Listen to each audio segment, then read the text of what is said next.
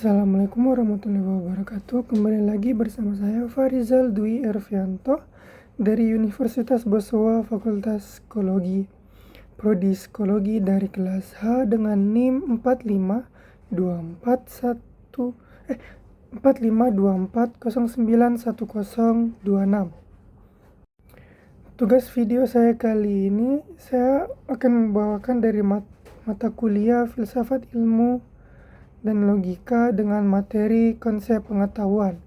Tanpa perlu berlama-lama lagi, kita langsung saja masuk ke materinya. Baik, jadi konsep pengetahuan secara etimologi, pengetahuan berasal dari bahasa Inggris, yaitu knowledge. Dalam Encyclopedia of Philosophy, dijelaskan bahwa definisi pengetahuan adalah kepercayaan yang benar, atau knowledge is justified true belief. Sedangkan secara terminologi akan dikemukakan beberapa definisi tentang pengetahuan. Menurut Dr. Sidi Ghazalba, pengetahuan adalah apa yang diketahui atau hasil pekerjaan tahu. Pekerjaan tahu tersebut adalah hasil dari kenal, sadar, insaf, mengerti, dan pandai. Pengetahuan itu adalah semua milik atau isi pikiran. Dengan demikian, pengetahuan merupakan hasil proses dari usaha manusia untuk tahu.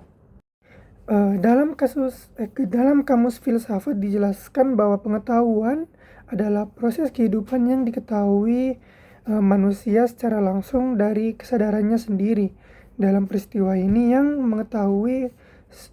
mengetahui subjek memiliki yang diketahui, yaitu objek, di dalam dirinya sendiri sedemikian aktif sehingga mengetahui itu menyusun yang diketahui pada dirinya sendiri dalam kesatuan aktif. Orang pragmatis, terutama John Dewey, tidak membedakan pengetahuan dengan kebenaran atau antara knowledge dengan truth. Jadi pengetahuan itu harus benar, kalau tidak benar adalah kontradiksi.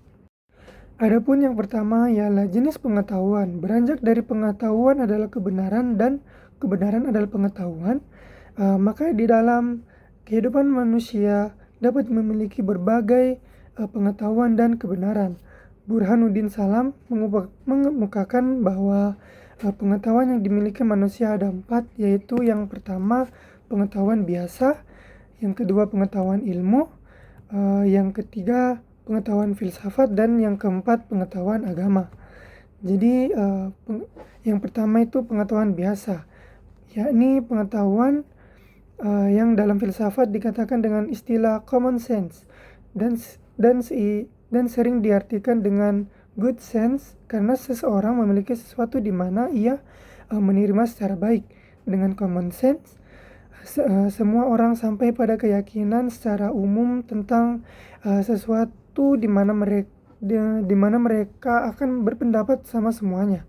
Common sense diperoleh dari pengalaman sehari-hari, seperti contohnya seperti air tidak dapat untuk menyiram bunga. Dan yang kedua, pengetahuan ilmu. Pengetahuan ilmu sebagai terjemahan dari sains ilmu pada prinsipnya merupakan usaha untuk mengorganisasikan dan mensistematisasikan common sense, suatu pengetahuan yang berasal dari pengalaman dan pengamatan dalam kehidupan sehari-hari. Ilmu dapat merupakan suatu metode berpikir secara objektif, tujuannya untuk menggambarkan dan memberi makna terhadap dunia faktual. Pengetahuan yang diperoleh dari ilmu diperolehnya melalui observasi, eksperimen, dan klasifikasi. Dan yang ketiga ada pengetahuan filsafat.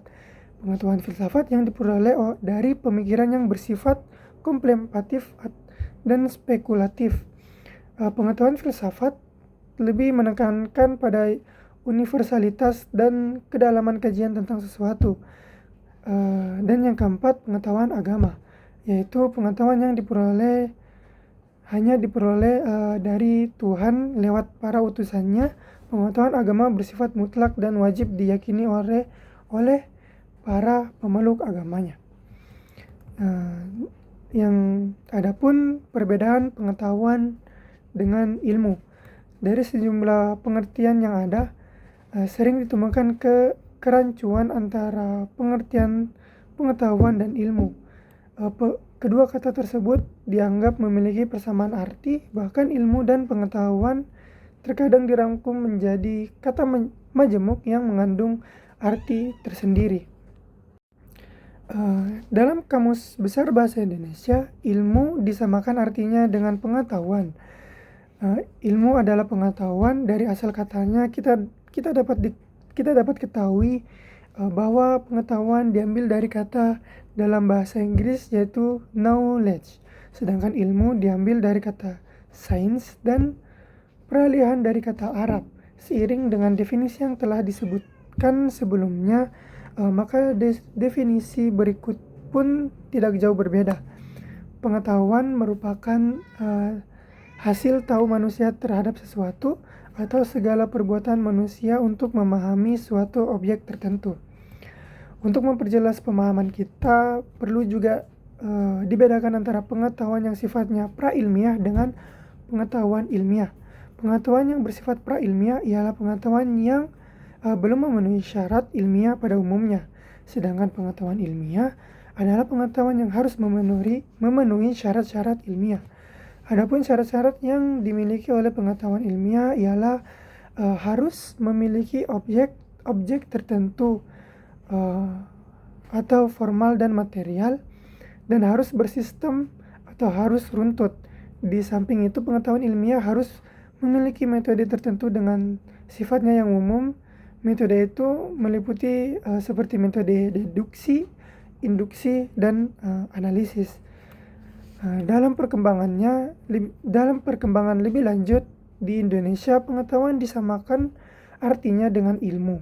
Hal ini dapat dilihat dari pendapat berikut seperti kata ilmu berasal dari bahasa Arab yaitu alimah, ia telah mengetahui.